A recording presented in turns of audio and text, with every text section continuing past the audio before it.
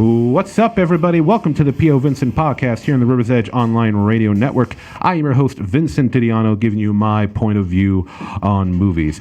And with me, of course, is the siren of the soundboard, my kick-ass co-host, Sarany Wellesby. Hey. Hi, guys. And tonight, rejoining the show, it's been a long time, my good buddy Mike, fellow movie nerd buddy, guy who spent way too many nights at Denny's talking about movies and whatnot. Ladies and gentlemen, my buddy Mike. What's up, man? Mike from Denny's. Welcome. What an introduction. What do you think? I like the pancakes. You want me to say your full name?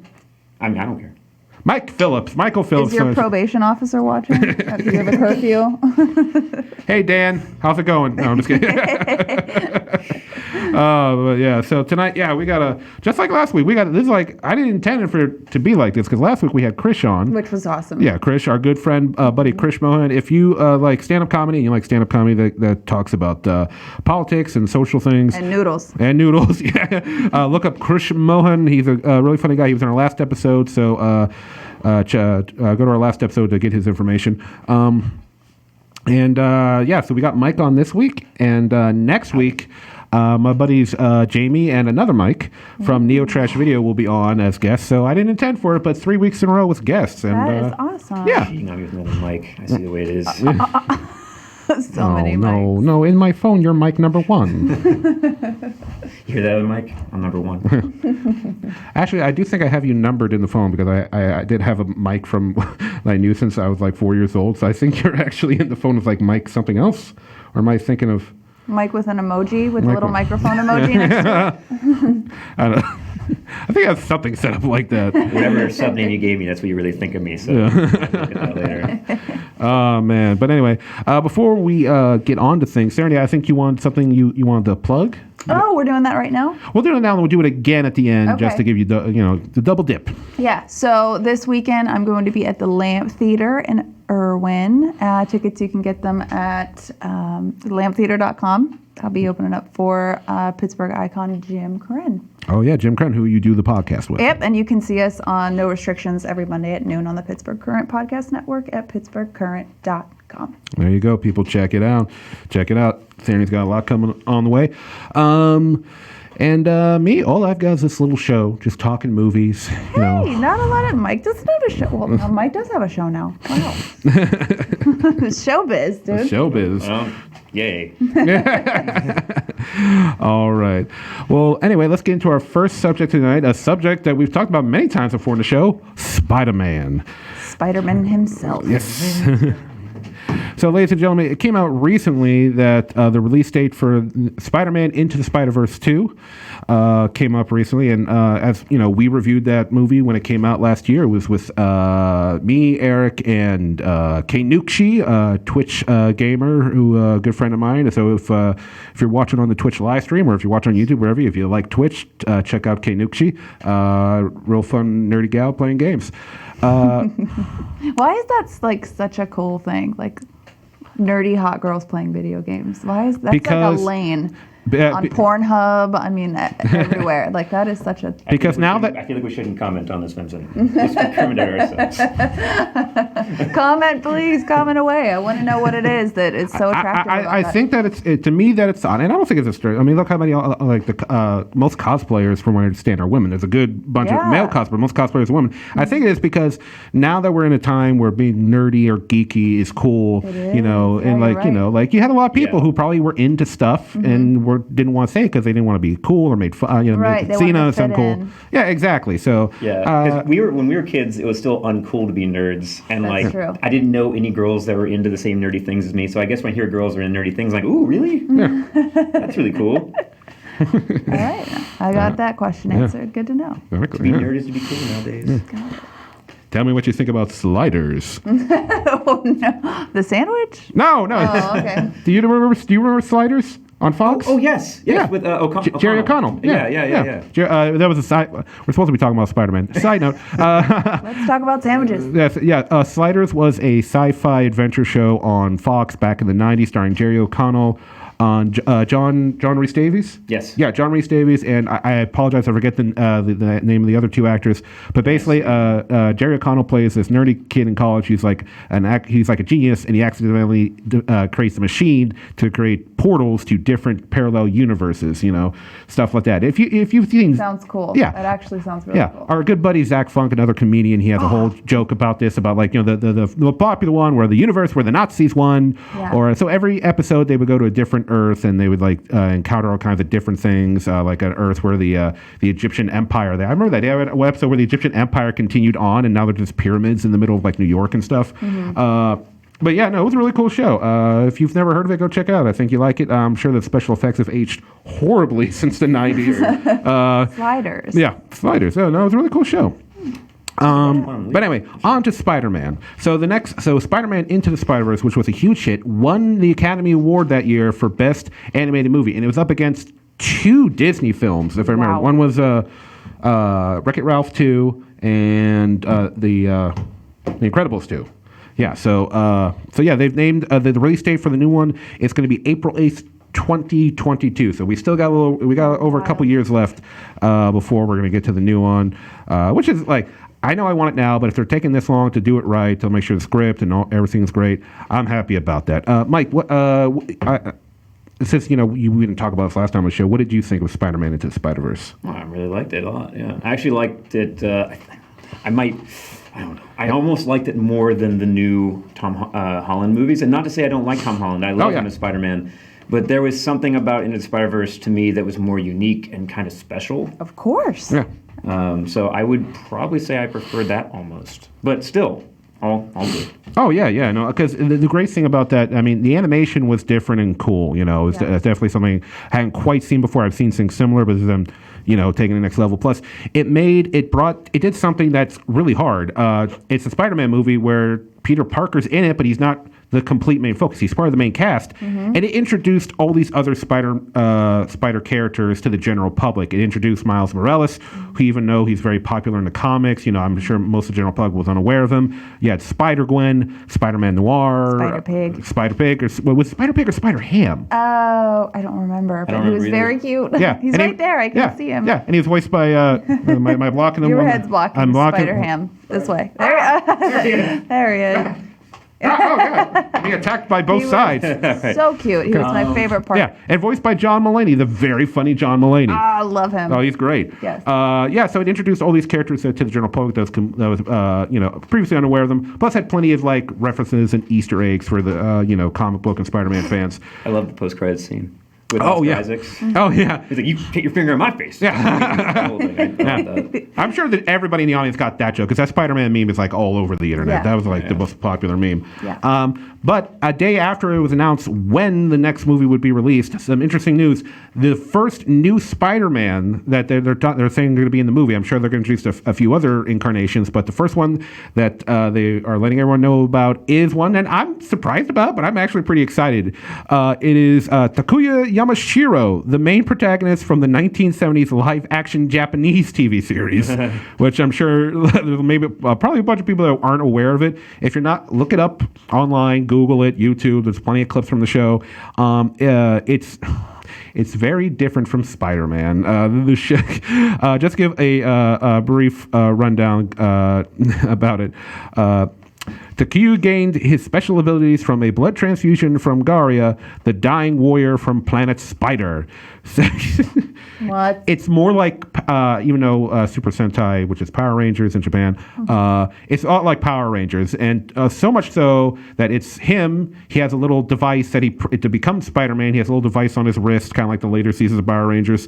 Yeah, which is not only his web shooter, but he presses it, and then the suit flies out of the little device on his hand and covers his body. So he's like, got that.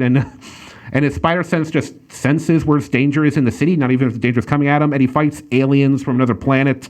And he has this like phrase he would say in the show, like, a few different ones, but the one that he said the most was, I am the emissary from hell, Spider-Man.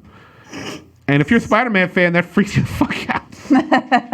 They were taking shit seriously. Like, there's a clip, if you look up these clips from the show, there's one clip where he like picks up a machine gun and guns down some of the aliens. Like, so are they going to do him animated, or are they going to make him live action, like, and then composite him into the animation? ooh, I'm going to assume it's animated. I don't see they're going to Because I think it might actually be really funny if they just kept him live action. It could, but into the movie. I'm down for whatever. But and of course, the best part of having that version of Spider-Man is that version of Spider-Man had his own giant robot.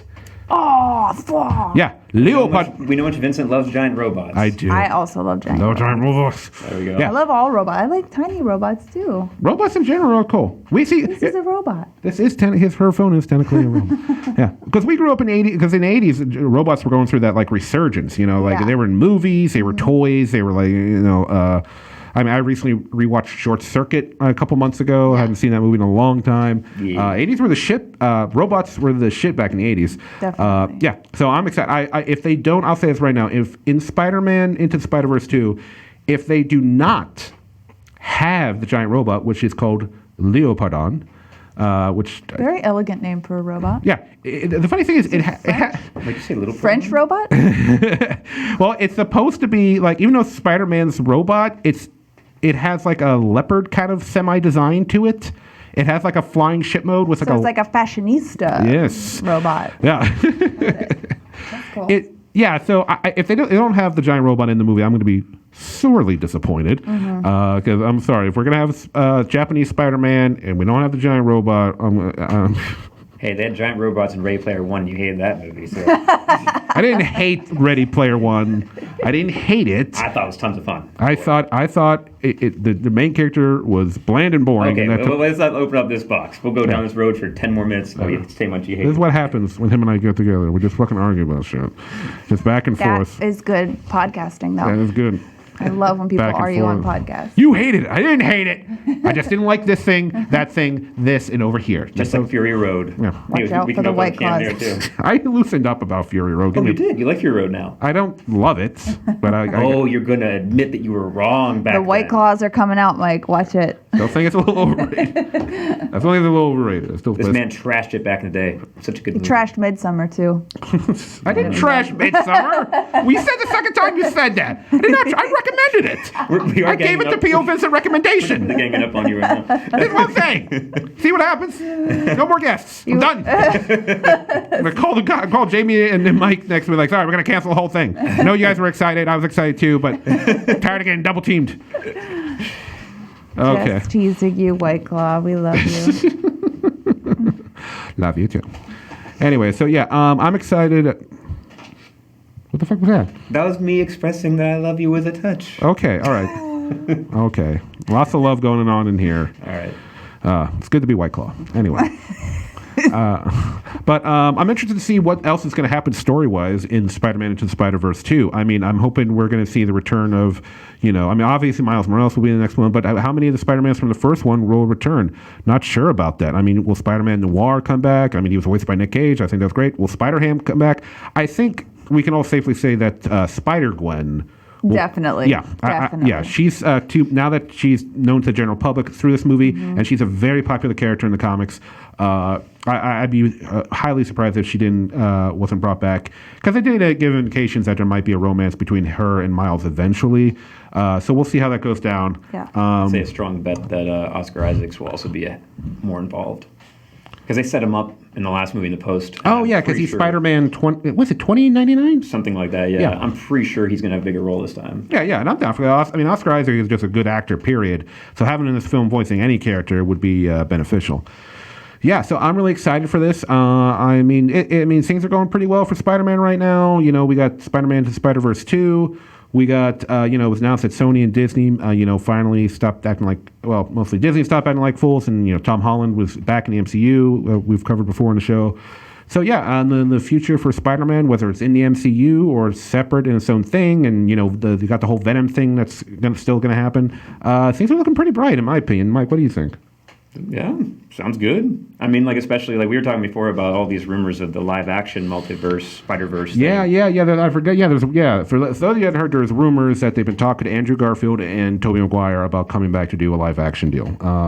So that'd be pretty exciting, I think. Yeah, I mean, obviously none of them have been completely confirmed, but the idea, even the suggestion of that, I think would be pretty sweet. Yeah. I just don't think that, they should focus, away from whatever their plans were for the third movie. Like, focus on that storyline first. But maybe after that, the fourth one, sure, that'd be cool. Yeah, definitely. Because as far as I know right now, the contract with Disney and Sony is one more solo movie, and then at least one more team-up film where it's probably going to be Spider-Man and the next Avengers film. Because whenever they do the new Avengers, the new lineup, because we got most of the old ones are retired or injured or whatever, I'd be highly surprised if Spider-Man wasn't part of the new lineup. Seeing Tobey Maguire, though, mentor Tom Holland would be pretty sweet. Yeah, or Garfield. I'm sure they're all going to have their input. If they do this. We were joking when we first heard. I remember we joked like, what if Garfield is just the version of Spider-Man and into the Spider-Verse and just die immediately? Like if Garfield just dies like in the first 5 minutes. That'd be horrible. Treat Andrew Garfield with respect, goddammit. I do feel sorry for Garfield because it's really not his fault why his movies fail. Yeah. Well, they didn't really. The first one did financially speaking, speaking, neither one failed. The first one, I liked the first Amazing Spider-Man. Not great, but I liked it. It's just that once again, Sony got dumb and they repeated their mistakes in Amazing Spider-Man 2, which we're not going to go into detail about that. We could do a whole episode on what's wrong with Amazing Spider-Man 2. Let's do it. Screw the movie reviews. We're getting a new image up there now. But anyway, yeah. So Spider-Man, one of the most famous superheroes on the planet. It's a good time to be a Spider-Man fan, ladies and gentlemen. It is. Oh, we always ask our guests, who's your favorite superhero? Is Spider-Man, Superman, Batman? It's probably going to be Batman, just because it was up top. It was like one of the first movies I remember seeing in the theater was Tim Burton's Batman, and then the animated series came out, and that kind of captured my little nerd heart as a kid. Oh, yeah. I would race home from school to see every episode. So it's Batman. But definitely. There's some close ones, though, that come up pretty close. Good answer. Sure. Good answer. Wolverine's up there, too. Mine too! Yeah. And, that's a whole bunch. So I love superheroes. Oh, yeah, superheroes. Yeah, no, gotta love them. All right. So now we're going to move on to one of our first of two movie reviews of the night. We haven't done a double review in a while. Ladies and gentlemen, let's talk about Jojo Rabbit. This movie is directed, director, writer, and one of the stars of the film, Taika Waititi, who probably most people know him for being the director of Thor Ragnarok. This movie is about a little boy named Jojo, set during Nazi Germany, where he's a Nazi youth, and he's a little boy, and he basically wants to be a Nazi because he wants to be cool and part of the whole thing, and he thinks, but then it turns out he's not that really good of a Nazi, despite the fact that he went to Nazi camp, Nazi summer camp, and then as the movie goes on, he discovers that his mother is hiding a little Jewish girl in their house, and his whole world is flipped upside down as he starts to realize, what the Jewish people are really like. And let's get into it. I saw this movie just a few days ago, and I've been actually pretty eager to see it since I first saw the trailer because I'm eager to hear the review. Yeah, because it's like a bit of a dark comedy. I'll call it that way because it's rated PG-13. So, really? Yeah, it's rated PG-13. I know, and that's surprising because the main character is a little boy. Yeah. But it's rated PG-13, and there's good reason for it too, ladies and gentlemen. And I don't want to discourage people from going to see the movie. I'm not saying that because it is when I say dark comedy, there's plenty of funny moments. I mean, it's a satire to begin with. Mm-hmm. You see in the trailers that they're totally making fun of the whole Nazi thing, even though a lot of the main cast are actually Nazis. I mean, you got so many great. You got Sam Rockwell playing Captain Klenzendorf. You got Rebel Wilson playing Fraulein Rahm. You got Alfie Allen playing Finkel, one of the subordinates to Sam Rockwell's character. If you don't know who Alfie Allen is, he was the guy who killed the dog in John Wick. So just to give you some reference, that guy's always playing people. They're not so nice. But yeah, no, there's plenty of moments where like they're at Nazi summer camp and they're learning to throw knives, and the one kid throws a knife and bangs off the tree and nails him in the leg. And then you have this other scene where one of the other Nazis is in Jojo's bedroom. There's all these like Nazi posters with Hitler all over the wall. Mm-hmm. He's like, "Oh, I wish all of our young boys were." That's a horrible German accent, so I'm just not going to do it anymore. He's insulted every German. Try again. You're usually really good with the accents. Try it again. I don't. So much pressure. Good with accents. I'm good with impressions. I'll put it that way. Impressions. Yeah. I wish all of our young boys were I can't fucking. That was close. I wish all of our young boys were such blind fanatics like you. How was that? Not bad. Okay. So we had someone come see the movie the other day in the theater. Oh, really? I managed at a theater. And they saw the movie and they found it incredibly insulting to Germans, and they walked out before it was over. They walked out half into it. Well, I feel like if they heard your accent, they might walk out on this. Well, if I've insulted the German people, I will apologize. They pushed me to do it. Anyway. Yeah, apparently they found it incredibly insulting. Well, the movie Germany. Totally makes fun of, like, the movie it is a satire. It's not really making fun of the German people, and I'll explain later why I don't think so. It's just making fun of the Nazis. And there's plenty of funny moments, and one of the big funny moments is the fact that Jojo, in the movie, and if you've seen the trailer, you know this, he has an imaginary friend that encourages him to be the best Nazi he can be, and his imaginary friend just happens to be Adolf Hitler. Oh, no. Yeah. Played by the movie's writer and director Taika Waititi, and I want to put this is not. Oh my God, that was him? Yeah, that was him. I didn't know that was him. That's crazy. Well, yeah, because he got a clean shave, and I think they powdered up his face because Taika Waititi is darker skinned. Man, that guy has a set of balls on him. Huh? Yeah, but they powdered up. Yeah, but it's like a goofy, eccentric. Well, I guess Hitler was eccentric. Goofy version of Hitler. You know, when him and Jojo, he's like at summer camp. Jojo's like running through the forest, going like, "I'm a Nazi." He's like right behind him, like dancing and like, "Yeah, you got this, you got this." You know. Oh my goodness. Yeah, so it's really funny. Like, and I know some people like. I feel like we talked about this on the show because I know there was like some slight controversy about maybe this movie's going to make Hitler look like a cool guy. When you take one of the most horrid, evil men in history and you make him act goofy and weird, you kind of take away the power from him. And you know what I mean? When you make something like that look goofy, you take the fear out of it to a degree. And you're insulting him in reality. We've all seen like one of those downfall like redubs before. Yeah. Hitler reacts to Watchmen or yeah. Or I think the first one I saw was Avatar. Hitler reacts to Avatar. I think that's the first one I ever saw. But yeah, Taika Waititi's great as imaginary Hitler, because he's trying to be like this imaginary friend to Jojo, and they have all these like goofy moments where like Jojo doesn't know what to do, and he talks to Hitler, and Hitler gives him like advice, but he just does a great job, and a lot of the funny moments come from Taika Waititi as Hitler. And let's talk about Roman Griffin Davis, who plays Jojo in the movie.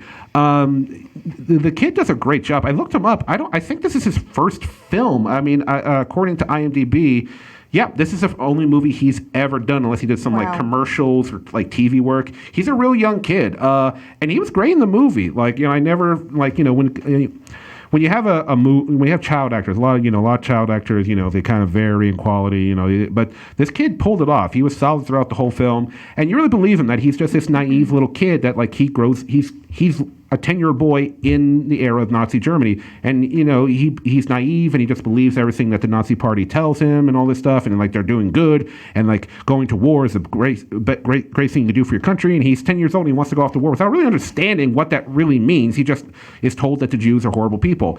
But where things get interesting is where he meets. Elsa, played by Thomasin McKenzie, who plays the young Jewish girl that's hiding in their house. When Jojo discovers her, he freaks out because he's heard all these rumors about the Jews, about how they're monsters and they have like horns or fangs or stuff like that, or like fish scales. So I think that's one of the things in the movie. The movie just really makes fun of all the dumb shit that the Nazis would like use propaganda to make people think about the Jews and all these things. And that's where a lot of interesting things happen when he finally meets Elsa, and he starts to get nowhere, and what's done. He's like, tell me where, tell me where your Jewish headquarters is. You guys live in a cave somewhere, right? Like that's what he thinks because he's a naive little kid.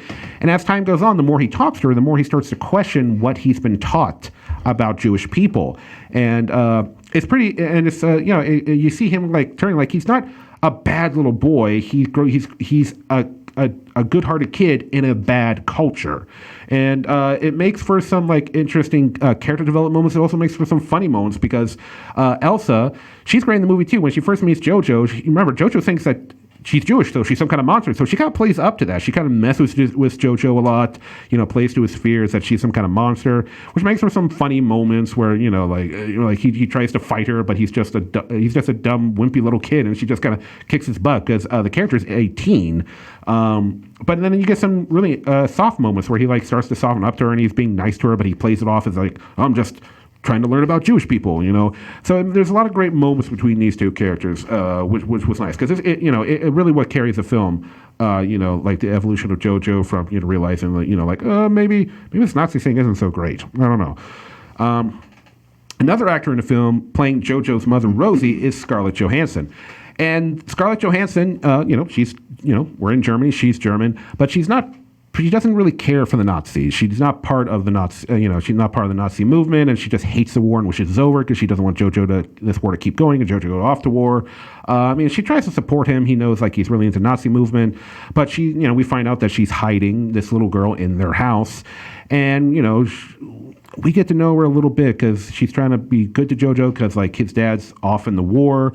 And she's trying the best she does, and you can tell there's a lot going on with this character because throughout the movie she's drinking wine quite often, so she's stealing, so she's possibly an alcoholic and she's trying to deal with it, but she tries to remind Jojo that there's more to life than war. There's love and song and dance and all this other kind of stuff. She's trying to keep the shine of life in her household with Jojo to make sure he realizes this isn't what life is supposed to be about. And I really like this. You said shine. That'll come back later in the next review. Yeah. She's trying her best to make sure her son, because she realizes her son is already pretty brainwashed by the whole Nazi thing. But she plays it off well. We have a few cute moments. We have a few funny moments between them. I'm seriously, plenty of great laughs in this film as they make fun of the whole Nazi thing, satirize it, and just it's definitely Sam Rockwell as Captain Klenzendorf. He's kind of like he's a Nazi soldier that took an injury in the war, so he's no longer able to fight in the battlefield. So he has to run the Nazi summer camp that Jojo was a part of. And he's definitely upset about it because he wants to be out fighting. He does this one part of the film where he's like, can an injured soldier do this? And he starts shooting a gun everywhere and just blasting things left and right. And he's really funny because because he's a Nazi, but he's not he's not really that great at it.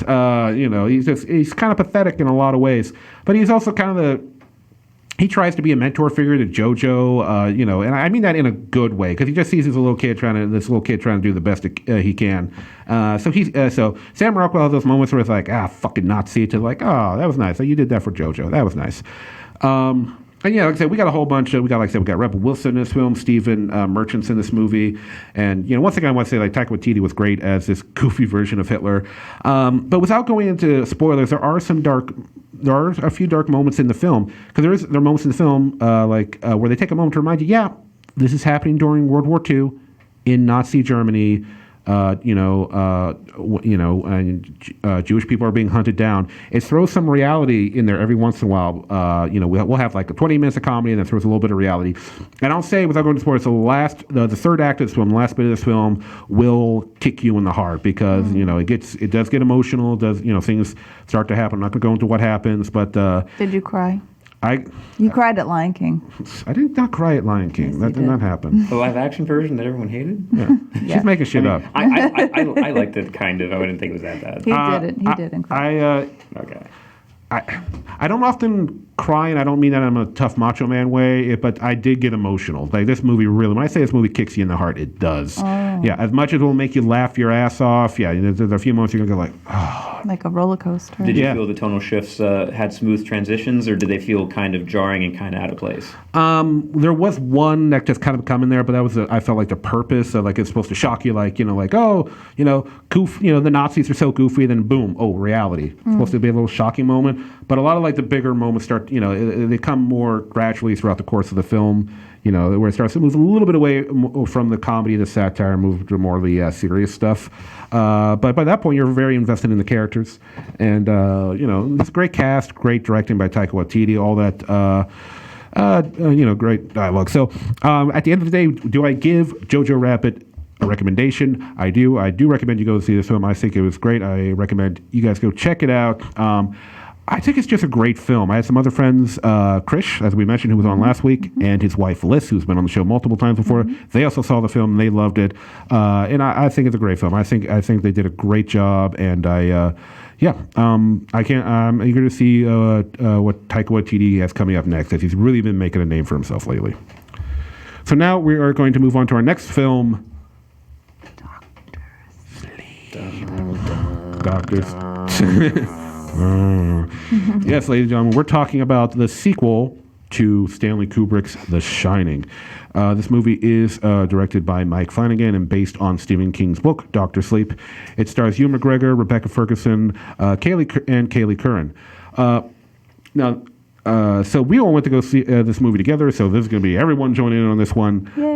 Mike, since you are our guest this week, what are your, and without giving your entire thoughts away, what are just your initial basic thoughts of the movie? So, I'm a pretty big fan of The Shining. I think I saw it for the first time when I was probably about 4. The old lady, my God. One year younger than Danny, the kid in the film. Yeah, the old lady in the tub thing, that made me terrified of old people for a while. Yeah.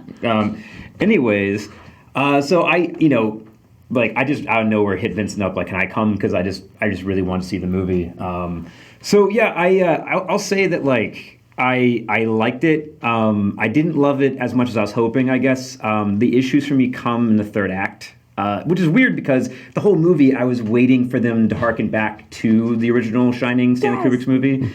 And then when they finally gave it to me, I found it a little heavy-fisted. Like, it just, there was elements of it that felt like they were trying to force in homages, and it didn't feel like it was natural. Yeah. Took me out of the movie sometimes in the end.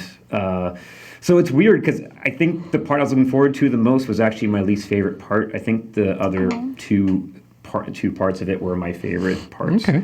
But I mean, like, it was pretty good without being great in my mind. That's my overall opinion. Okay. Sarah, your initial thoughts?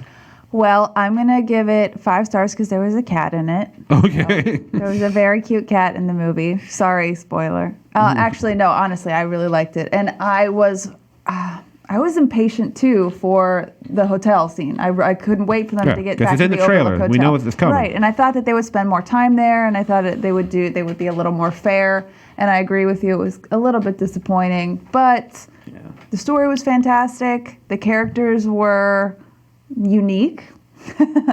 And it was not at all what I was expecting. I was not expecting them to go that way with the story. But I liked it. Okay. I liked it, especially the cat. Oh, yeah. So for those of you who don't know the plot of the film, the plot centers around Ewan McGregor's character, Dan Torrance, who he's Danny, the little boy from the original Shining, all grown up. And he's, kind of led a hard life since the events of The Shining, learning how to control his powers. He's been in some dark spots. But he's grown up, and he encounters another person who can shine by the name of Abigail Stone, who just goes by Abra in the movie, played by Kaylee Curran. And who was wonderful, by the way. Yeah, actually, I was about to cut in, but I didn't know if it was a good time. She was great. Yeah. Oh yeah. We'll get. We're definitely going to get into her. But then they find out there is a group of people who kill and absorb the power of people who shine, and this group is basically. I mean, they have a group leader, but the main character for the purposes of the film is Rose the Hat, played by Rebecca Ferguson. So since I was going to start with Ewan McGregor, but since you guys want to talk about Kaylee Curran, we'll start with her. She, like I said, we just talked about. Doug just said with Jojo Rabbit, finding young actors. Now, of course, she's older than the kid who played Jojo, but she was good. She was solid. I never felt like she was like trying. It all felt pretty natural, her acting throughout the whole thing. I'd say that she stole the show pretty much. 100%. And the thing is that. She had to come across intimidating, and she did in places, because there's places where she's like really like Rebecca Ferguson. They set her up to be like really scary, but then this little girl somehow like outscares her. Yeah. And she does a convincing job of doing it. Yeah. They show in the film that she's actually pretty powerful with the shine, which is what is attracting these. I don't know what to call. I think they did say what their Steam? group. Well, I thought you were trying to say. Well, that's what the villains call the shine. They call it a steam because when they absorb it out of you, it comes out of steam as the body. But I can't remember what the name of their group was called. Hellfire Club. Hellfire Club. I don't think they had one. Yeah. Yeah, I think they said it briefly in the early part of the film when we're first introduced to the not the first time we're introduced to the group, but the second time when we see a little bit more of who they are, how they work. The character Abra, she was really cool. I liked her a lot. She definitely brings that presence of like she's dealing with The Shining, but she has Ewan McGregor as kind of like a friend because they have they're like psychic pen pals in the movie. No, she definitely gives a present, like when she's using her shine powers. And once again, they indicate in the movie that her shine powers are... They called it the whale. Yeah, she's like the white whale that they're searching for. She's the big kill. She's like that 10-point buck that they've been looking for. Yes. She's very powerful. So like she's like a fucking buffet to these like people who kill and absorb people who shine. So they're really after her. And she goes from like this scared little girl to like gaining some confidence as the film goes on and really showing them like, okay, you guys going to come for me? You guys going to kill other shiners? Let me show you what I can do and let you know what you're in for if you're coming at me. And now she gets a little in points of the movie, maybe gets a little ahead of things, maybe, is a little too proactive, because there's a point in the film where we'll get into spoilers, but... look at you jumping ahead. Yeah. But anyway, so let's move on to the returning character of this, we'll say this section of the... Review. I'm going to say the Stephen King universe. Okay. But yeah, Hugh McGregor as Dan Torrance, once again, the grown-up version of Danny from The Shining. Hugh McGregor, a great actor, and I liked him in this. We see him dealing, like in the beginning part of the film, we see kind of stuff about what happened to Danny after the events of The Shining and somewhat when he was a kid and somewhat into adulthood. We see that he's dealing with a lot of mental, emotional issues that he deals with in less than healthy ways. And see him trying to turn his life around and find purpose. And I think Hugh McGregor pulled it off. I think pulled off the parts where Danny. I'm going to keep saying Danny instead of Dan. Is like struggling in his life. Yeah, Danny boy. Yeah. There's something I want to say once we get into spoilers, but I think he did a good job. The moments where he's like struggling, you believe it. The moments where he's like seems to be finding some kind of peace, you believe it. And then the moments where he's like, fuck, I don't want to get involved in this shit. About this little girl, they're coming at her. God damn it. I was digging it. Serenity, how you feel about Hugh McGregor? I thought it was great. Okay. Yeah, I really did. I thought it was fantastic. Mike? Well, I'm always a Hugh McGregor fan. Yeah. I did feel that the movie missed some opportunities with him. The thing is that the little girl was such a scene stealer and such a narrative stealer also that they didn't have so much time to focus on him as, maybe they could have developed some of the things he's going through better. But I mean, I think that with what they gave us, he did a very good job. Yeah. Okay. And lastly, before we get into spoilers, we'll talk about Rebecca Ferguson's character, Rose the Hat, one of these shine hunters, we'll call them. Since I can't, no, they said it in the beginning of the film, but I missed it. I did not. I must have totally missed it because I didn't hear them call themselves anything. Well, it's during that one part where they're having like that ceremony thing. But yeah, Rebecca Ferguson, who I think. I don't know. What would you say? Do you think most people know her for the Mission Impossible films at this absolutely. point? That's completely where people know her from. Yeah, okay. Yeah. Just being safe. I was like, something else I forgot she was in. I can't remember. But no, she's one. I keep hearing people in the theater calling her the girl from Mission Impossible. Oh, that's what you hear? Okay. Okay, well then I made the right call there. Yeah, in fact, if you go to her IMDb page, 2 out of her 4 known fours are the Mission Impossible movies, including Mission Impossible 7, which is on the way. And like, she was in Men in Black International. Yeah. That's a shame. That's a shame. I didn't like Men in Black International. I don't know about you. I remember her in that one, honestly. She was the arms dealer that Hemsworth was involved with briefly. That had the third arm. Yeah, I sort of remember now. Yeah. Okay. We'll forgive her for that. I forgot. Anyway. But yeah, her and her group, like I said, they eat / absorb people who shine, and they do have their creepy moments at times because they're kind of like these like almost drug addicts to rabid dogs. Because the moments in the movie where they do kill people who are shiners, like once their shine comes out of them, which comes in the form of steam, and that's how they refer to it as, that's their steam that they eat, they kind of like run up to them like rabid dogs and just start absorbing it because they need it. It's like they're addicted. And I think that's one of the themes of the film is addiction, as we also see with Danny, who has addiction issues in the film. And I think that's part of one of the themes of the film. And it does make some creepy moments because one moment they're acting like normal people, and the next moment they're like sucking up the power and just like they're like high as shit, Yeah, it's like a sexual thing. They also like look and dress like a group of friends that are just tasting beer on Butler Street in Lawrenceville with the stupid magic hats and like the scarves, and they just look like a bunch of douchebags. They dress really Or poorly. washed out hippies. That's that. Yeah, exactly. Yeah, they look like they're going for a. They all have nicknames. They all have Yeah, nicknames. Crow. So I'm going to run them down. So record person is we got Rose the Hat. We have Crow Daddy. We have Snakebite Andy. Apron Annie. Another one, an Apron Annie? Annie. What the fuck, Stephen King? What kind of name is that? Barry the Chunk. Wait, it makes me think of like Chunk from Goonies. Like he grew up to be like a shining eater. Yeah. I was thinking more Chunk from Voltron. So still in the 80s. I prefer my reference better. Okay, you do that. The Goonies. Come on. I was thinking of like the chunky chocolate cookies from Chips Ahoy. Ooh. It's always food with me. Why is it always food with me? Okay, who's next? Then we also have Grandpa Flick, who's the other person who's one of the only few we actually get everyone's names on. Yeah. And then finally, Silent Sari. Sarey. I don't think I've ever seen that name before. Sari? It's close to mine. I think we're starting into like some of the background people of the group. They Yeah. had They really don't have. Lines. I know there's probably one or two, but yeah. So that's most. We have Short Eddie and David Stone. And no, David's. No, that's somebody else. Never mind. Sorry. But Short Eddie, yeah. So they have their little nicknames. So there's this creepy bunch of, and they have kind of like I was saying, they have like a Romanian gypsy kind of thing going on. They just kind of like roam around. But I think it explains some of their wardrobe. Not all their wardrobe, because Chunk was definitely just dressed as some guy you'd meet at the bar on a Wednesday night. Yep, like a lumberjack or like a Yeah. guy ordering a Bud Light Lime and a shot of, I don't know, Yukon Jack. Yeah. Yeah. No, definitely. I mean, they might be dressing according to like what was in style when they were turned and stuff. So you could argue that some of them were turned in the '60s during. When the did whole women thing. ever dress like that with a stupid hat and like beads in their hair? I don't know. She just looked And ridiculous. she definitely had a hippie vibe going on. Oh yeah. But, like, yeah, totally. She looked like she was wearing a Halloween costume. A bad one. A little bit. Well, that's how you gotta make them stand out. Like she used to wear, so we're gonna give her a hat. Stupid hat. She loved that hat too. She Remember did. the grocery store person tried to pick up her hat was on the ground. She's like, don't touch it. Oh no! I don't need your help.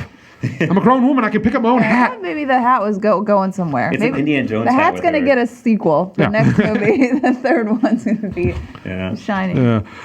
Rose's hat. Yeah, but anyway, okay. One more thing we're going to spoil is I thought the atmosphere of the film was pretty good. I like the cinematography keeps very shadowy. You can tell when things going to go down. Things get very shadowy, even when it's like in the middle of the day. There's that one scene where in the forest and it's like dense trees and it's like you get little things here and there. Visually, the visions that they had when they're going inside each other's minds was, I think, the craziest cool stuff. Oh yeah, no, it was like that was love definitely cool. Like there's a lot of like world flipping stuff going on. Yeah, no, I did think that flying. I think they did use the heartbeat thing a little too much in this, because in the original Shining they used that sparingly. In this they used it very Almost every scene. Yeah, I noticed it was a little too much, I think. Yeah. But yeah, that's my only real complaint on the technical side of things. All right, so before we get into spoilers, time for recommendations. Sarani, do you recommend Dr. Sleep? I recommend Dr. Sleep. Go see it. All right, Mike, do you recommend or not recommend Dr. Sleep? I recommend it. All right, and I too will give a recommendation to Dr. Sleep. Nothing can, Stanley Kubrick, one of the most famous, iconic directors of all time. No one can ever get what he did exactly right, but I think they pulled this film off pretty well. Yeah, director Mike Flanagan, good job. I enjoyed the film. And now that we've given our recommendations, let's get into spoilers, because a lot of weird shit that happens in this film. I definitely have some things I wanted to bring up in spoilers. Well, then you're our guest, man. Go the fuck off. Where do you want to Yay. start? Where do you want Crap. Wait, now you're putting it on me. wherever you want to start, man. Well, I mean, I will say that some of the recasting of the original characters I found a little off-putting. I think I know what we're talking about. I was okay, I think, with the kid and with Shelley Duvall, though the Shelley Duvall actress seemed like she was trying to sort of do an impression. It was kind of weird. It was weird. But I was okay. I was able to follow that because they're not iconic. The Jack Nicholson thing, Yeah. I had a hard time. I liked really it. did. Like when he showed up, I was like, "What's he?" I was like, because for a second I was like, "Oh, are they gonna like do a de-aging thing with Jack Nicholson?" And then it was like, no, they just recast him with someone else who kind of looks like Jack Nicholson. Didn't look like him at all. I mean, well, it's like they were trying to make him look like him. Yeah, it had the hair. He had the right hair. And he did this thing with his eyebrows. Yeah. It's kind of but it's like he was like the cheap man's version of Jack Nicholson. It didn't feel right. Bootleg. Yeah, Bootleg I mean, Jack Nicholson. it's Jack fucking Nicholson, so it's hard to replicate Jack Nicholson, Yeah, right? definitely. Which maybe makes you consider that maybe they shouldn't have tried. Yeah, I don't it's know. just so everyone understands. We're in the spoiler section. The movie begins once again with seeing what happened to Danny and his mother after the events of The Shining. Mm-hmm. They moved to Florida. They're just trying to have life. Unfortunately, because Danny's ability to shine, the ghosts from the Overlook Hotel are reaching out to him constantly, and he's having trouble adjusting. Eventually, he's visited by the ghost of the chef in the first movie who told him what shining is, and he gives him advice and helps him to use his powers in a way to to keep the ghost off. And yeah, I thought the little kid who was doing young Danny, I thought he did fine. The Shelley Duvall actor, the woman who's doing Shelley Duvall, I think she did fine too. Nothing great. Once again, Shelley Duvall was a pretty well-known actress back then, but yeah, the guy who's doing. It's just, sorry, every time I think of Shelley Duvall in the movie, I just think of her snorting and being like, yeah. She's snorting a lot. Oh man. Let me see if I can find the name of the actor who was doing, because that's the one. Once again, it's Jack Nicholson. It's hard to you can't touch him. You can't. I think the guy did okay. It just, I don't know. Yeah. Something about it didn't feel right. Like, it just took me out of the movie because I was like, you're not Jack Nicholson. I don't know. Something about this didn't feel right. The name of the actor is Henry Thomas. So. Oh my God, Henry Thomas! I know him. He's from E.T. He's the main character in E.T. He's the little kid. No He's Elliot? way. He's Elliot from E.T. Holy fucking shit! Yeah. Oh my God. Yeah, and he's also in the new House on Haunted Hill series. Like, he's which I love. yeah. He's actually a pretty good actor. I feel kind of bad now. Can I see? Can you pull his picture back up, Vince? Yeah, he does. They did make him look a lot different in this movie. Wow, I never would have guessed that was him. I didn't realize him either, and I just recently rewatched the House on Haunted Hill series. I just did not even know that was him. Wow. You are kidding. That's crazy. So yeah, so The second we said Henry Thomas, like, what? E.T.? That's crazy. Fascinating. yeah. So and I was before Mike spilled that fucking information load on us. I was gonna say I don't want to come down on this guy because once again it's Jack Nicholson, and I mean I think he did the best he could with totally. it. Yeah, I think he did. I don't think anybody could have done a better job. Yeah, honestly. it's like if I make a Star Wars story where you had what was his name, Iden Oldenreich trying to do like young Harrison Ford as Han Solo. Yeah. He did the best he could. I mean, I thought he was entertaining that film. I actually liked Solo, the movie. I liked it, and I thought Iden Oldenreich did very well in it. But he never truly captured, young Harrison Ford, that kind of the way he was. And once again, Harrison Ford is one of those unique. He had that unique charisma and on-screen deal. It's hard to recapture that. Yeah. I think Oldenreich did better at doing the Harrison Ford thing than Henry Thomas. But once again, it's fucking Jack Nicholson. It's like it's so hard because he's Very got such performance. Yeah. So Bash your brains in. yeah, so I'm going to give him some. We're going to give him some leeway on that one. Oh God, where should we go? What other spoilers you got? I mean, you mentioned coming out of theater that the opening dragged a little. I'll say the thing that dragged is and then 2 years later, and then 2 years later, and then 2 years later. And then here, and then this state, and then this state, and then this Yeah, state. There but was I a lot mean, of location. I will say the scene with Dan as a kid, I kind of appreciated because it kind of felt like the direct follow-up to where the last movie left off. Mm-hmm. And I appreciate seeing how Danny as a kid was reacting to the whole experience. I like seeing that. But then when we got to adult Danny and a couple months later, a couple years later, and then it started dragging a little bit. I have a question for you guys. Yeah. So do you remember the part where he wakes up in his new apartment and he's like just getting clean, he just moved to New Hampshire, and he wakes up and that woman and the baby are in the bed? Was that supposed to be the woman and baby that he left believe there? that. So I was like, so wait, he got them killed? because remember, she had vomit next to her. Whenever he woke up next to the woman that he was sleeping with, she had vomit, and she wasn't moving. Yeah. So he robs her, and then a baby came out, and then he walked out, and she kept saying, "We're still here. Nobody's found us." And I'm like, "Is that the baby and the mother?" So if the suggestion is that I thought they were going to come back. to die, Well, I don't think he knew that she was dead. I think he just thought she was but if that's deep in sleep because they did drugs and alcohol. If that's a suggestion, though, you'd think that would have eaten away at him in a much grander I scale. thought it was going to come back. at least. Because, like, I mean, that's a big deal. You got Right. a kid killed. That should have haunted the crap out of him. Like, more Right. so than anything else in his experience. I would assume they go deeper into it in the book, and this is one of the movies we can definitely tell it's based on a book, because I think they try to integrate as much of the book as possible into this film. Until the third act. The third act veers very strongly against. Oh, so you have read the book? I have not, but I have been told by everybody that you can even tell where it shifts. I mean, because I feel like the last act felt like things were getting rushed there in the last 15, 20 minutes. The moment you can tell that they're veering from the book is where Danny says, "My brilliant strategy is to take us to this hotel that is, that he tries to eat people with The Shining, because we can't handle Rebecca Ferguson, even though Abra has proved herself to be 10 times stronger than her, and the two of them combined, I'm pretty sure they could have taken her on." Yeah. I found the strategy kind of like in Skyfall when James Bond's like, "I got the perfect strategy. Let's go to my old mansion from when I was a kid with no guns and no backup." It's like, it just felt like they shoehorned in the Overlook, which is what I was really afraid of when I was seeing this movie. I was like, please find a natural way to bring the Overlook back in, and I don't completely think they succeeded. Yeah, it definitely feels rushed. I felt like it's kind of rushed there at the end, because a lot of the movie is building up. I would say the first hour to hour and a half is maybe a long movie. Yeah, too. And that's what I mean. You can tell, like, oh, this is definitely a adaptation of a book, because they're trying to. And some of it I do like. Like I said, I like seeing like what happened to Danny as a kid after the events of The Shining. Yeah. It's interesting to see like how he grew up to become an alcoholic, just kind of drifting from town to town, which is like Bar fights. Yeah, bar fights. Like he's like his dad now. Is that he's not beating people like his dad would, but he's definitely an alcoholic. He beat somebody with a cue ball. Yeah, he did.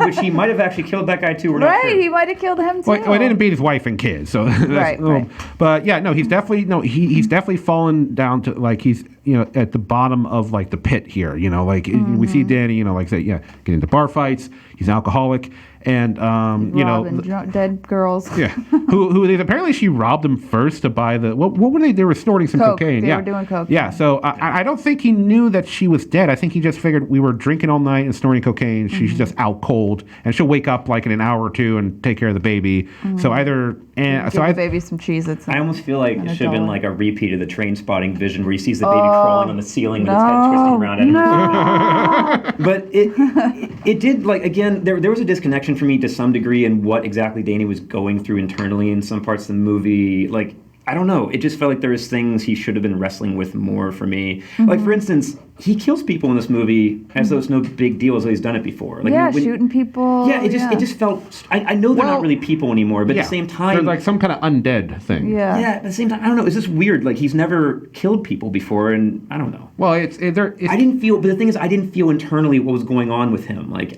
I felt, I don't know. It's hard to explain. There was a piece missing from understanding what was going on inside his head for me. Yeah.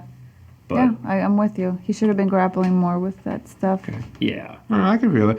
Yeah, we do have that scene where we do get a little bit more insight where they're at the Overlook Hotel and Danny walks into the ballroom and there's the bar right there. And just like in The Shining, walks into the bar and all of a sudden there's a bartender. That but famous scene. Yeah, but the bartender in this movie is not the same ghost or spirit from The Shining. It's now his father's spirit has taken on the form of the bartender. And at first, I'll be honest, I didn't realize it was supposed to be his dad. either. Really? Oh my gosh, I knew. Well, I knew when he starts talking to him. I saw the haircut. I was like, Oh, no, even before the haircut. Yeah, that's when I was starting to think, like, wait, is this supposed to be Jack Nicholson? I'm not sure. It was before the haircut. oh, they just showed the hand. Yeah, when they were showing the Yeah. hands and he started talking about mom and stuff, I was like, oh, he's talking to his dad, isn't he? Yeah.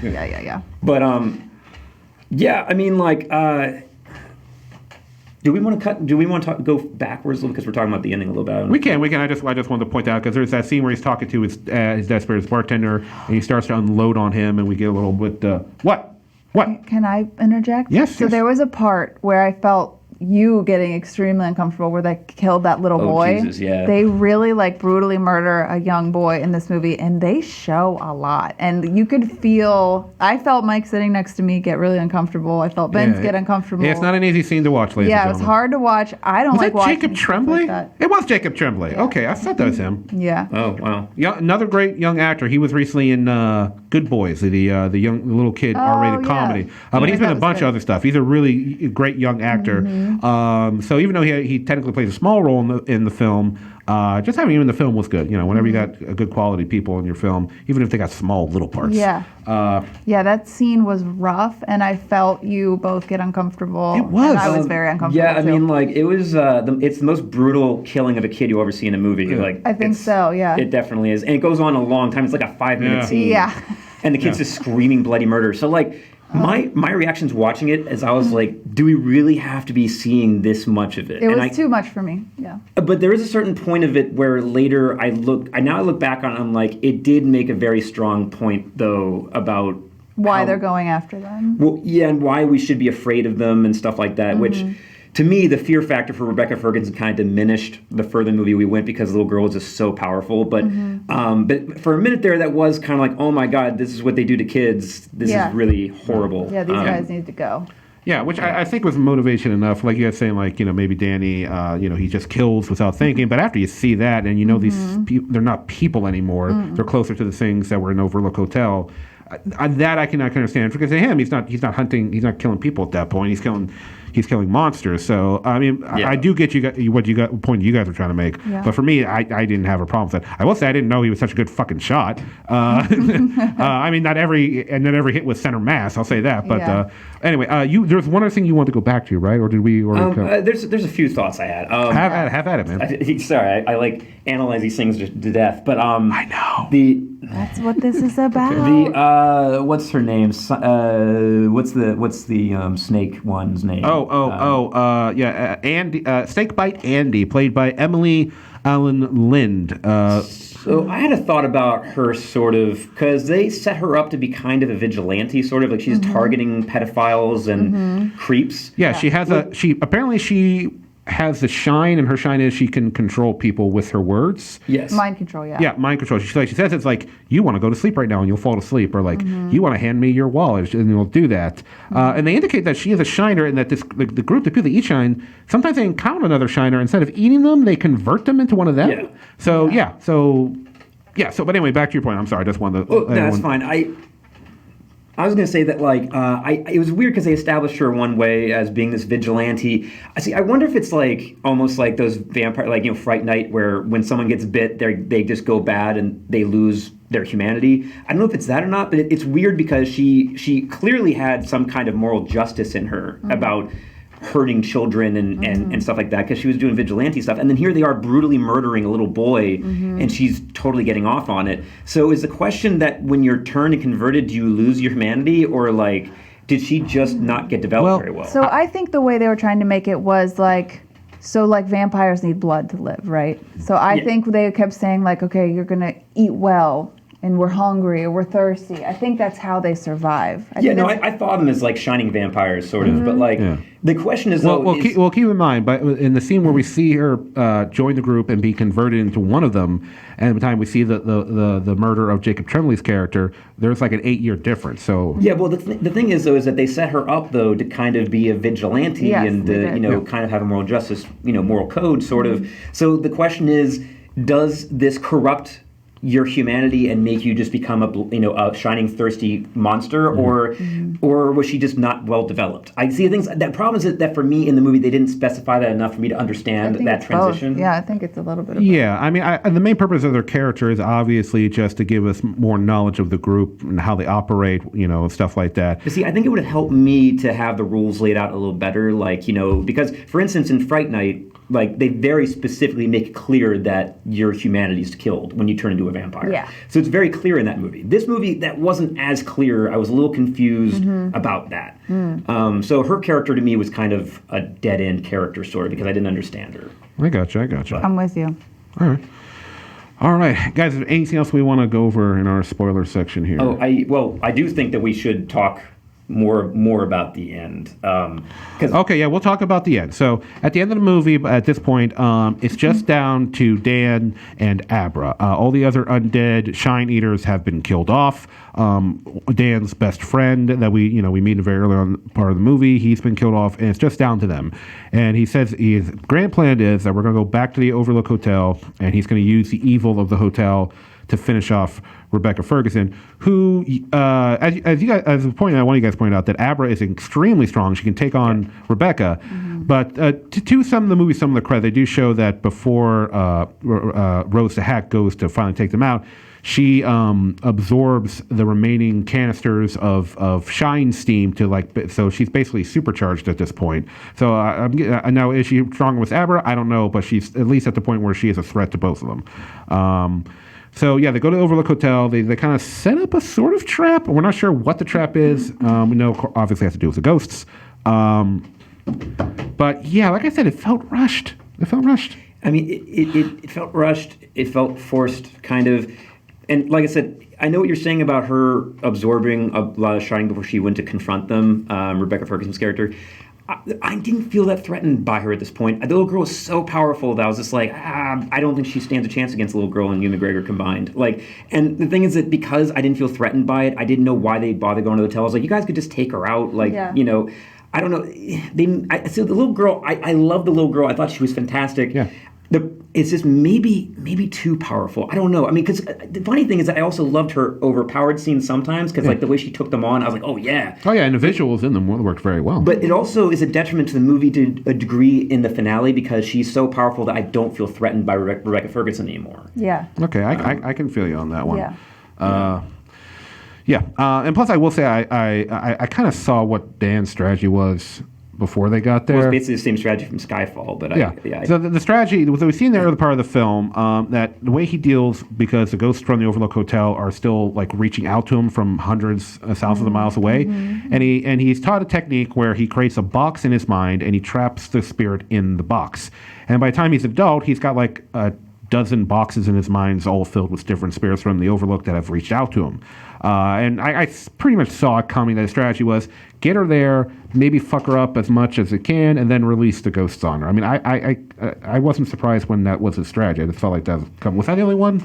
I wasn't. That's another thing too. Is I did kind of see where it was going at a certain point. It kind of played exactly the way I expected it to. I expected pretty much everything that happened in the end to happen. And actually, they did pay homage to The Shining book with what happened to Dan in the last scene. I don't know if we want to talk about that exactly specifically, but the way that his character ended off in the story is the way Jack Torrance originally ended off in the original Shining book.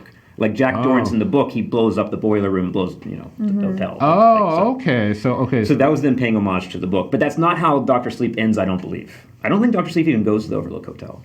Oh wow, really? I don't think the book actually goes. So they definitely did that because moviegoers would want to see them. They were definitely trying to pull in those Stanley Kubrick fans, and even to the point of duplicating the walking up the stairs with him swinging the thing at her. Yeah. Oh yeah, that was definitely. Yeah. Yeah. One other thing I want to say real quick about the rules of The Shining, because I have not read the book, so someone might write in comment-wise and correct me on this, but I'm pretty sure that the way that the Overlook Hotel absorbs people with The Shining is they corrupt them until they kill someone or themselves. Well, that is what happened with Jack Torrance in the first one. Yeah, he has to go straight here's Johnny. There's a build-up. Yes, It's a very slow process of corruption. The way that they corrupted Ewan McGregor as quickly as they did, I didn't buy it. It just doesn't fit with the model of what they do. Right. I mean, they were they were literally boxed up for decades. So maybe because they all came at him at once, because they were all pissed at him. But yeah, it just felt all of a sudden he's fucking swinging the axe at Abra. Just plus he has the limp just like Jack Nicholson and everything. Yeah. There's a little too much what happened last time. We're making comparisons. But But yeah, so I think we about covered everything. We're definitely reaching our time here on the show. Now, ladies and gentlemen, one quick announcement I got to make. Sarani, this is going to be her last time as my co-host on the show. Sarani, really? Yeah.